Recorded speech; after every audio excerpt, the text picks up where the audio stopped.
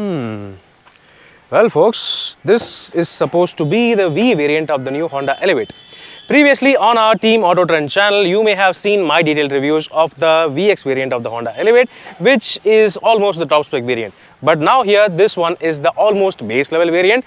There is also the entry level SV, but that SV variant is not yet available at the showroom over here. So I'm going to review this V variant. This V variant claims to offer almost all the essential features you need for your family without compromising in terms of interior features and comfort also, and also exterior looks as well. So today, yes, this V variant of the Honda Elevate has been provided to us by Manchester Honda showroom in Coimbatore. A hearty thanks to them and a hearty thanks to you, our beloved viewers as well.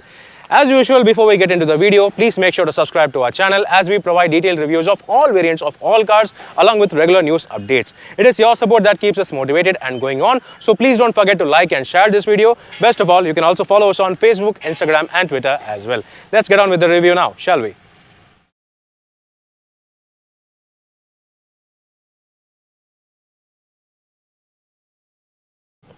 First of all, let's take a look at the exterior design and features of this second level V variant of the Honda Elevate. We may have already seen the VX variant, which is looking almost exactly similar to the ZX variant, which is the top spec variant of the Honda Elevate range. But this VX is closer to the base level variant. But still, surprisingly, it offers a good number of features on the outside, including these multifunctional LED DRLs, the twin beam LED headlamps as well. This looks properly nice and upmarket. What it does not offer are front fog lamps. As you can see, these are empty cavities, which means you can fit aftermarket front fog lamps or genuine accessory fog lamps from Honda range itself. The front grille is as usual large, but the actual opening part is lower down over here, and there is this large chrome beam running across the width of the bonnet itself. The bonnet itself is very square with a square haunched stance for this SUV. Honda have designed this Elevate with a proper SUV stance and SUV proposition in mind, and it looks properly square from the front. Now the V variant also offers the silver finish skid plate lower down. However, this car does not have front parking sensors. It is completely alright. Then coming on towards the side profile, you can see that this car looks a bit okay. It is not too basic, but it is not that flamboyant as the top spec ZX or the VX variants. As you can see, these 16-inch steel wheels instead of 17-inch alloy wheels. These are steel wheels with full wheel covers. Yes, these wheel covers look very ordinary for a mid-size SUV like this, but still it is alright. Most people buying these variants will automatically switch to alloy wheels, aftermarket or from genuine accessories. The good part is that you get LED turn indicators on the ORVMs on this V variant as well, along with this request sensor, both the driver and passenger door handle as well, which is quite good. However, they could not hide this keyhole, surprisingly. I don't know why. They could have hidden this keyhole. It looks ugly, and this is quite obvious across all variants of the Honda Elevate. Now, apart from that, the side profile looks properly butch, very square, with very proper SUV-ish stance and proportions on the side. Then you obviously get these squared out wheel arches along with all-round body cladding as standard across all variants. Then coming towards the rear, here also you can see the standard LED tail lamps reminding us of the Kia Seltos, and in terms of the overall rear fascia itself, this car easily reminds us of the Kia Seltos with this raked windshield and the upright tailgate position as well, along with the body cladding, which is also available as standard. Then from the V variant you also get reverse parking camera, which is quite a good thing, along with rear windshield defogger that is also available on the V variant. That said, you don't get a rear windshield wiper and you also don't get an electric sunroof. However, you still get a shark fin antenna. So these are all the exterior highlights of the Honda Elevate V variant. Let's now get inside the cabin to check out the features. First, the impression once you open the driver door of this V variant's cabin is that you are greeted by a cabin which is almost similar in terms of looks as the VX variant, because you get the same sand and dark brown color combination on the seats, which are basically fabric seats, and you can see the same sand color combination on the dashboard and door pads as well. The good thing regarding the Honda Elevate is that you get driver seat height adjust available as standard across all variants, along with tilt and telescopic adjustable steering wheel. So, yep, let's settle down, and this is the steering wheel and this is the dashboard view, as you can clearly see. Now let's start with the differences. Yes, this door may look almost identical to the VX variant's door. However, you don't get fabric padding, you don't get leather armrest, you simply get just plastic materials on the armrest, which is one missing feature.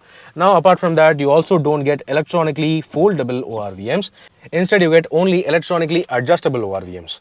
But still, it is completely alright for an almost base variant. Now, let's start the car because it is extremely hot. And this is how the displays and everything looks like. You get the same 8-inch touchscreen system similar to the VX variant. I'll get back to that later. Oh yes, it greets you like this every time you start the car. So that is a nice thing to have. Now coming to the door again, you have all 4 power windows available as standard across all variants, along with one touch down and one touch up feature for the driver window. That is a nice thing to have. Then coming back to the steering wheel, as I already said, you have tilt and telescopic adjust available as standard, and you have this analog instrument cluster as against to the semi-digital cluster we have seen on the ZX variant. However, you still get a central black MID, which is available from the SV variant onwards. To control this MID, you have the buttons over here just beside the instrument cluster, which is quite handy and okay. Now on the right side, you get to see the starter button. The smart key access with push button start is also available as standard across all variants, along with these smart keys. So this is a nice thing to have. Now right from the V variant onwards, you have an automatic gearbox as well. This here is the 6-speed manual transmission version. The CVT automatic version also gets remote engine start feature using the key fob itself. Then coming to the touchscreen system, now you have the same touchscreen system as the VX variant. You also get Android Auto and Apple CarPlay, and you also get reverse parking camera, which is of a decent quality without adaptive guidelines. But still it is completely alright. Then you have automatic climate control available as standard along with max cool function, and you have a 12-volt charging socket over here, also providing you 2 USB charging ports. Now only the top spec ZX variant gets wireless charging facility. That is completely understandable. Now the center console remains exactly the same with the 2 cup holders, the gear lever, the center armrest, which is nicely padded in fabric. However, it is not that greatly cushioned. It is still hard underneath, but still you have a decent storage capacity on the inside. The glove box is again of a decent size without any cooling function, and you have standard large 1-liter bottle holders on every door. Next, coming on towards the roof, you have the regular day-night manually adjustable IRVM. Only the ZX variant gets electrochromatic auto-dimming IRVM. And further, you have 2 individual yellow cabin lamps along with a vanity mirror only for the co-driver side sun visor. Then coming on towards the right side of the steering wheel, you have the button to turn off the ESP and traction control, and you have the headlamp leveler scroller.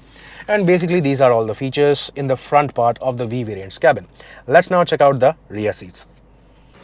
Now getting into the rear quarters of this Honda Elevate V variant, you can see that the rear seats are almost identical to those seen on the VX variant, because on the V also you get the same fabric upholstery, and even on the VX variant you don't get a center armrest. That is also the same case over here, and none of the Elevate's variants provide you a third headrest for the center seat passenger.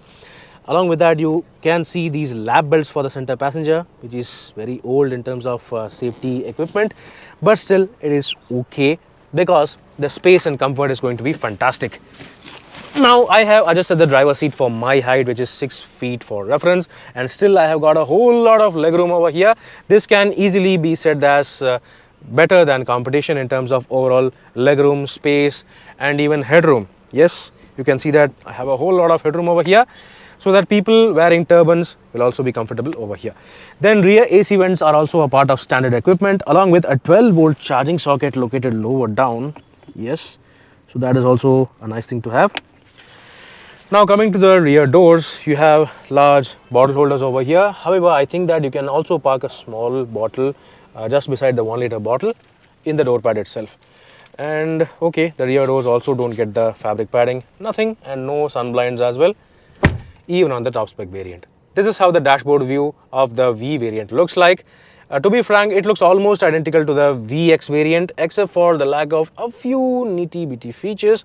But in terms of safety features, Honda is severely lacking in the Elevate, because even small cars like the Grand i10 Neos and the Extra are now providing 6 airbags as standard across all variants. Even Honda's own City provides 4 airbags on the base level SV variant, but only on the Elevate they have provided 2 airbags only, starting from the SV going all the way up to the VX variant, which is not good in today's age at least.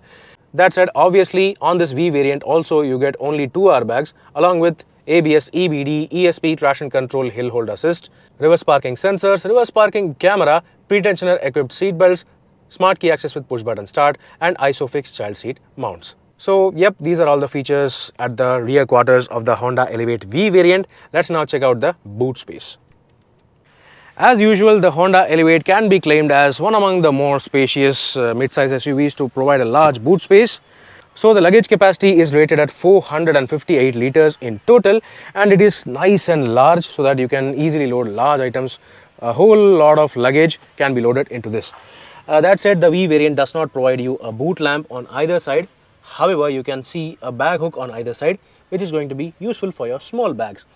Then under the boot floor, you get to see a full-size 16-inch steel spare wheel along with the jack and other tools, which means you can use the spare wheel on the V and SV variants for full time. Okay then, a good thing regarding the V variant is that you have 60-40 split folding rear seat functionality for additional flexibility, so that you can easily increase the luggage space on your Honda Elevate if there are lesser occupants. Alright then, that was all about the luggage capacity. Let's now talk about the pricing and value of this Honda Elevate V. So folks, that was the brand new Honda Elevate's second level V variant. According to me at least, this variant is likely to sell more. The first reason for that is the absence of fancy features and chrome bling. The second reason is the availability of all the essential features for your family, including a touchscreen system, reverse camera, automatic AC, button start, along with rear AC vents. Moreover, it also looks fine from the outside. And the biggest advantage of the Elevate is the vastly spacious rear seat area compared to its rivals. But the glaringly obvious point is the absence of 6 airbags on the lower spec variants, which are now standard on its rivals. That said, if you are not a fan of too much bling or too fancy features and would like to have good level of essential equipment in your car, then the Honda Elevate V variant could be a best choice for you. Do let me know in the comment section below what do you think about this Honda Elevate V variant. Meanwhile, this is Viprajesh signing off. See you on another video. Thank you for watching.